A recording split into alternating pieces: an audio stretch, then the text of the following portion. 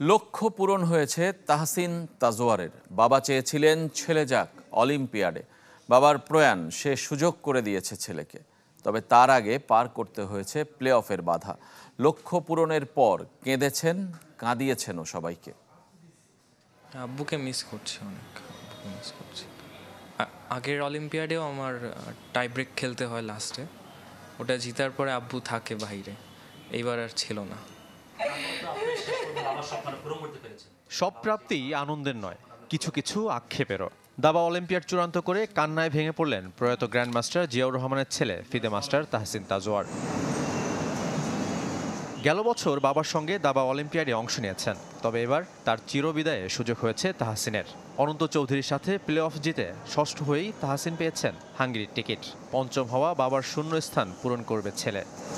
Focus করতে হালকা অসুবিধা হচ্ছিল, কিন্তু আমি তারপর নিজেকে বলি যে আমাকে এটাই করতে হবে, এটাই আব্বুর স্বপ্ন ছিল।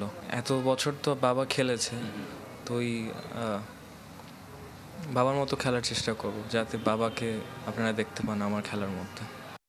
সবচেয়ে বেশি 16 বার দাবা অলিম্পিয়াডে অংশ নিয়েছেন গ্র্যান্ডমাস্টার জিয়াউর রহমান, সেখানে দ্বিতীয়বার ছেলে তাহসিন তাজওয়ার। বাংলাদেশ দলের সেরা 5-এর বাকিরা মনন রেজা নীর, এনামুল হোসেন রাজীব, ফাহাদ রহমান ও নিয়াজ মোরশেদ।